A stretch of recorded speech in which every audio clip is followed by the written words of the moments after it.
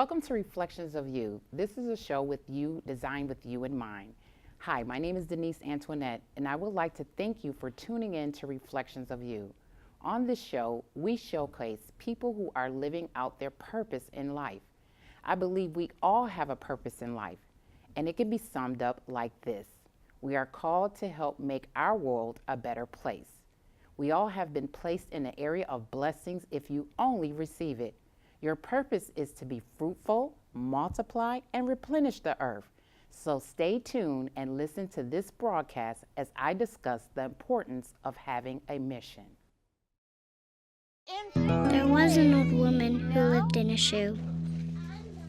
She had so many children, she didn't know what to do.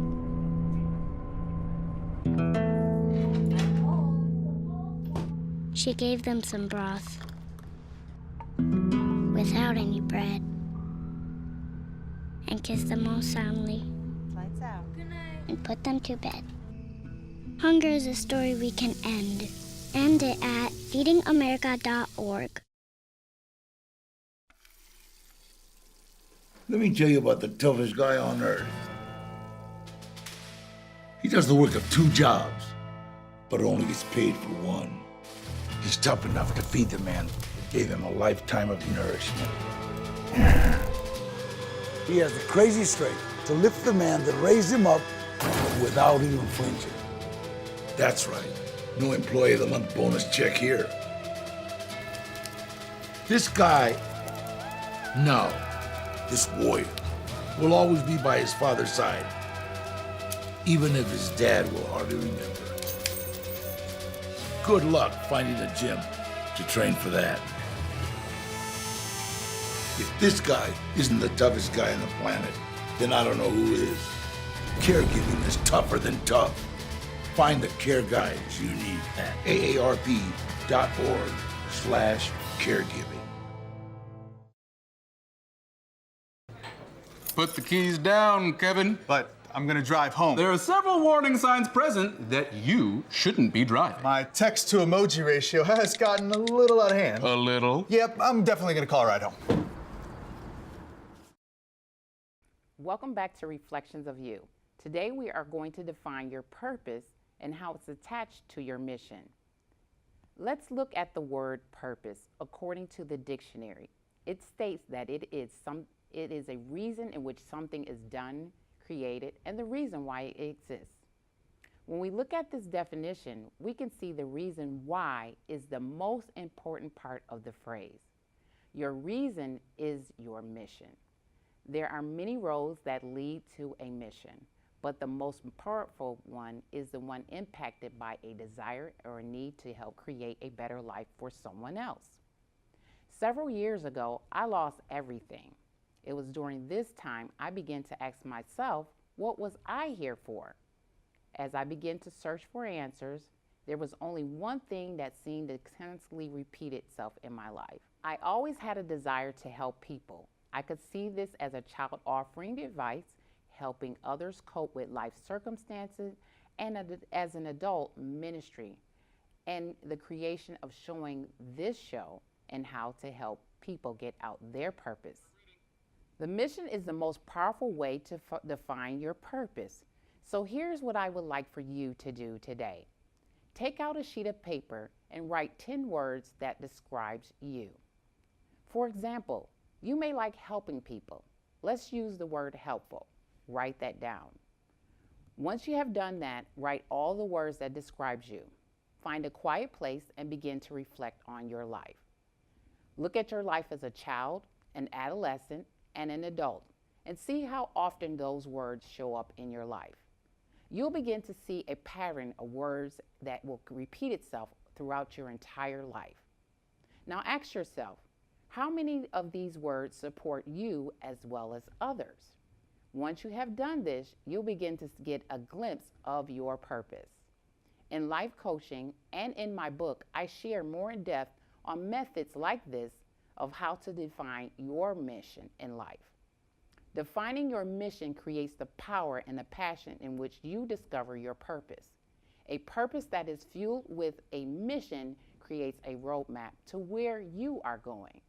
Today, my guest, we'll discuss how acts of ministry work created a roadmap to her spirituality. Stay tuned and listen to Kiata Page's story on Reflections of You after these messages.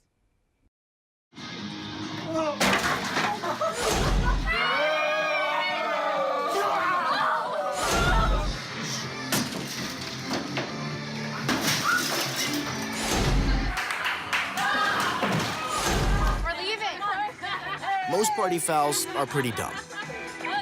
But if you decide to drink and drive underage, you could lose your license and your freedom. Underage drinking and driving. The ultimate party foul.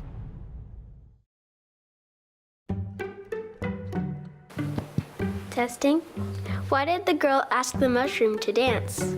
Because he was a fun guy.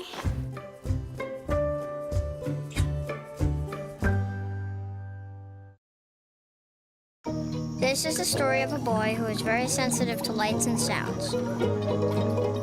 So he built secret hiding places where nothing could get in. The boy didn't like looking people in the eye. It made him feel uncomfortable. One day, he found out he had something called autism. His family got him help. And slowly, he learned how to live with it better. Early intervention can make a lifetime of difference. Learn the signs at autismspeaks.org. Hi, and welcome back. And I have with us Kiata Page, and she's going to talk about the importance of having a mission in ministry work. So welcome, Kiata. How are you doing today? I'm good. How are you? I'm doing awesome. So there is so much we have to talk about. You do so many great things as far as ministry. So let's start here. How did you find your purpose in ministry? Well, my journey of life took me to find my purpose in ministry. When I was younger, I've always loved to help people, even as a young child. As I went into church, I've been in church all my life, and I'm thinking I would say probably around late 20s is when I really started to understand what God was really about. And so during that time of discovering who I was and who God was in my life, I decided that I needed to do more in ministry. There were so many things happening in my life that I didn't have any opportunity to do a lot of things in life but to focus on God. And that led me to understand that I had a greater purpose in life, and I wanted to do more in church and outside of church to help other women in terms of the things that we go through as women. Mm-hmm. Yes. And it was my own personal journey that made me discover what I had on the inside of myself in terms of why I wanted to get into ministry, why I wanted to be a blessing to another woman. It was my own journey, my own trials, my own tribulations. Awesome. And that's so good that you have a heart for women. We as women go through so many different things in life. Mm-hmm. Now, I do see that you stated that you've worked with a organization called Eagle's Wings. Explain what you used to do with Eagle's Wings. Eagle Wings was they're not active right now. Okay. But I was a mentor for Eagle Wings. It was led by a good friend of mine by the name of Erica Trueheart. Okay. And we mentored young girls ages 13 to 18. This was a ministry for young women so that we can instill values in them. We had workshops. We went on field trips in the community. They did community service work. And it was a group of women who actually cared about the youth and cared about what we had to instill in them. Erica is a great woman of God, and she decided that she wanted to have a ministry for young women based on her own life. And we wanted to give back to the community, and through that we instilled great values in the young ladies that we mentored. Twice a month we had a couple field trips, baking classes, financial classes, and we talked about peer pressure, study habits, and we gave them a lot of guidance to support just in terms of being a young lady. Wow, that is so amazing. That's wonderful. I mean, because there's so many different things that we as women can utilize. You know, you talked about financial planning. You talked about development, you know, whether it was personal or relationship. And it's just a great thing to do, to be a part of mentoring our young people today, because today so many women are looking for mentorship. Right. And there's so much of a lack of it. So I just hope that one day that ministry would really resurface, because it sounds like it was really good and an interesting program, really utilized in our community, which we can really use today. That's right. You know, it's such a need for it. I just can't even stress enough how much our young women have a need for it. But in the midst of that, I'm quite sure that there was a lot of opportunities that you had for prayer for women, to be able to help them to pray through their needs. And I do notice that you talked that you were involved in prayer ministry. So how did you get involved in prayer ministry, and how does that impact people and how you see results from prayer? Oh, wow. You know, honestly, my greatest, the one thing that I love so much at church every single Sunday is seeing another man, woman, or child come up to the altar, get saved, or just have some type of life-altering encounter with God. And so prayer for me, it means so much. I can't even explain it. I was involved in the Can I Pray For You ministries with He Is Worthy Ministries in Buffalo, and we would actually go on to the local street corners. And usually we were at Delavan and Cortland, in that general area. Wow, okay. And we would basically have a sign and then stand at the corner, and whoever was open, we would pray for them for probably about an hour or so. That's where we started. We went to some other areas, but that was the main area. And for me, prayer, it's like a conversation with God. And a lot of people, they just don't realize the impact prayer can have, and how it can change things, and it can change lives. It's changed my life. And I understand the power of prayer. So if somebody is willing to let you pray for them, and you know they have a heart, and I'm willing to go with them and to pray for them. And so that particular ministry was near and dear to my heart. I was involved with that for 2 years, and it was a great time in the Lord to just be able to see what the Lord can offer somebody else. Wow, and that's great. A street ministry, it's so hard to do. I mean, because sometimes people really have some huge challenges in their lives. And it's awesome to be able to see how prayer affects their lives, because it's kind of like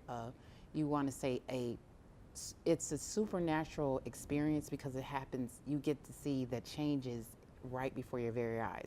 Tell us how that feels when you see where a person has an answer to prayer for something that you just met, that you didn't know, and just the change of the response of how that affects of prayer feels their life. I know people who've actually, and maybe not from Can I Pray For You ministries, but I know people who've had experiences where for some reason maybe they didn't believe, you know, maybe they didn't have the faith that they needed.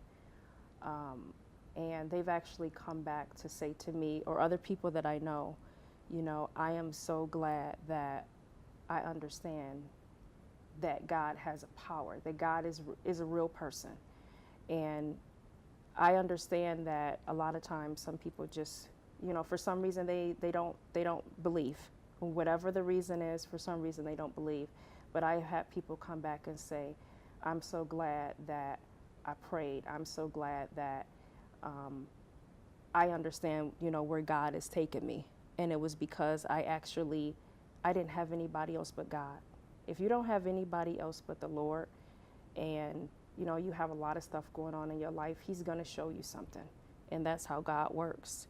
So the power of prayer is, I've watched movies.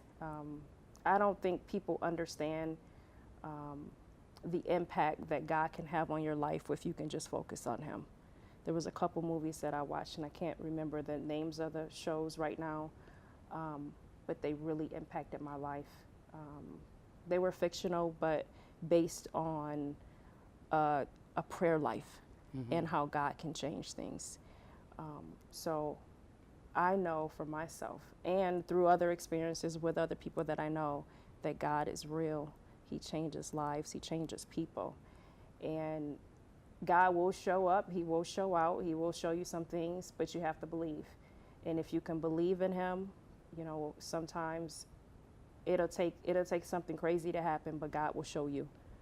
He'll show you how powerful He is. Right, and belief is such a huge, important tool of prayer, because you have to have faith, you know, as they say, the grain of a mustard seed, in order to be able to develop that power of prayer, which gets the results in the future. Right. You know, so it starts with just a little bit of belief. But there's also some other interesting things that you do. You're a member of Greater Refuge Temple. Yes. And you serve in a lot of different capacity, or even have served in previous capacities. So tell us a little bit about what you do at Greater Refuge. Well, in the past, I was part of the Helping Families ministry. And, you know, as I've stated, I've always loved to bless others. And that was a ministry of helps. So around Thanksgiving time, we had food giveaways, and we did some other wonderful, wonderful things. Currently, I am an armor bearer for the First Lady at church, and that involves serving the First Lady and taking care of her through our daily services. Awesome. And people don't realize that's a real serious task, you know, especially in ministry. And so it is one last thing that you're doing right now. Tell us a little bit about this up-and-coming event that you have going on. Oh, okay. On August 25th, I have the annual brunch that God actually birthed in my spirit 4 years ago. It's called the Celebration of Women brunch that will be at the Foundry on Elmwood. And this is a ministry of hope. It's a ministry of love, encouragement, and uplifting for women of all walks of life. It is a ministry where we have speakers come in and we just love on one another. We cry, we laugh, we get to know one another, and we just spend a wonderful time with God in the presence of other women just like ourselves. So this is mainly a ministry of love and encouragement, and it's based on my journey. Awesome. And I just can't wait to highlight the results of that show, so the event rather. And we're going to definitely be showing pictures of your event and everything that you have to offer in that event. I'm just so looking forward to showing that and airing that. So stay tuned. We'll be right back after this message with the Reflections of You with Denise Antoinette and Kiata Page. Most party fouls are pretty dumb. But if you decide to drink and drive underage, you could lose your license and your freedom. Underage drinking and driving, the ultimate party foul. You think getting dumped by text is harsh? Try getting dumped by a tennis ball. My ex-owner drove me out to the woods, yelled fetch, and by the time I brought the ball back, he was gone. Yeah, I was pissed. But the folks at the shelter helped me let go of my anger. I learned coping skills, like taking it to the hole. Boom! Now I'm ready to fetch again. But how about I throw and you run and get it?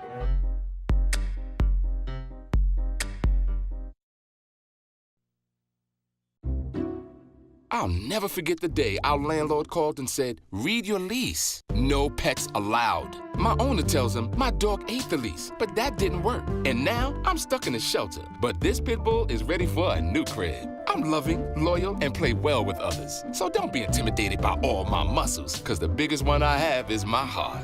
That's right, I said it.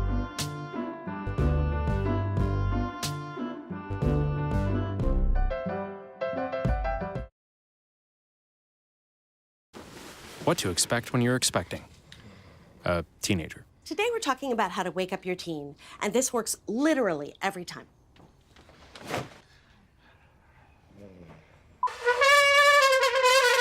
kisses. Good kisses. You heard how loud I heard. It wasn't you. It was the... Is that bacon? You don't have to know it all to be a perfect parent. Thousands of teens in foster care will love you just the same. So, Kiata, tell us some of the speakers that you're going to actually have at the event. This year's speaker will be, actually I have three. Rebecca Rogers, who is a wonderful lady of God. I also have Precious Patterson. She is an evangelist and a praise dancer. And I have Natasha Marie. She is an author, and she is a wonderful woman of God. She has a wonderful testimony. Awesome, great. And I'm quite sure there's going to be a lot of food and different activities, networking and stuff, talking about ministry. So what are there going to be some vendors or some prayer ministries or of other things of that nature that's going to actually be showcased? There will be one vendor. We will start out in worship. We always start out in worship. Right. The speakers will go one by one, but during the event, we're going to fellowship. We're going to fellowship. There's going to be great food. There's going to be actually we're going to get served. Every celebration of women, we get served. There's no buffet. We actually get served by the staff there, and we kind of mingle and we love on one another. But the testimonies and the trials and just sharing of one another, sharing our stories, sharing our love, talking about the same things and helping another woman in their journey is what it's all about. Awesome. Now, how often have you done these events? Because I understand that this is not your first time around. No, it's not.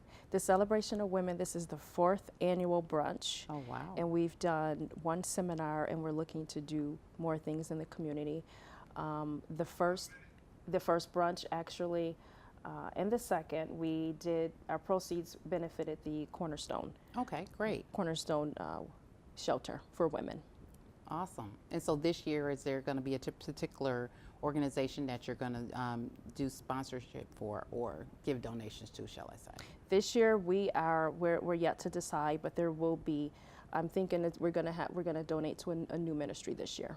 Okay, awesome. So I look so forward to seeing all of those highlights, and like I said, we will be showcasing those highlights here on Reflections of You. So make sure you stay tuned in. There was an old woman who lived in a shoe. She had so many children, she didn't know what to do.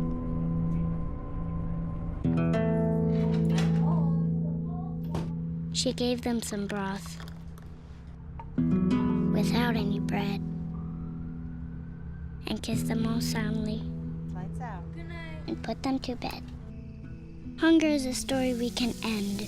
End it at feedingamerica.org. Let me tell you about the toughest guy on earth. He does the work of 2 jobs, but only gets paid for one. He's tough enough to feed the man that gave him a lifetime of nourishment. He has the crazy strength to lift the man that raised him up without even flinching. That's right. No Employee of the Month bonus check here. This guy, no, this warrior, will always be by his father's side, even if his dad will hardly remember. Good luck finding a gym to train for that. If this guy isn't the toughest guy on the planet, then I don't know who is. Caregiving is tougher than tough. Find the care guides you need at aarp.org/caregiving. Put the keys down, Kevin. But I'm gonna drive home. There are several warning signs present that you shouldn't be driving. My text to emoji ratio has gotten a little out of hand. A little? Yep, I'm definitely gonna call a ride home. We are back, and thank you for tuning in to Reflections of You. Today we have discussed the importance of having a purpose and how it's attached to a mission. Remember, your mission is the roadmap to where you are going, the fire that fuels its direction. Without a mission, you have no purpose. You have been watching Reflections of You, and I'm your host, Denise Antoinette. From the words of Zig Ziglar, outstanding people have one thing in common, an absolute sense of mission. Thank you for tuning in, and join me next month as we talk to Rebecca Rogers, who will teach us the power of meditation. Bye-bye.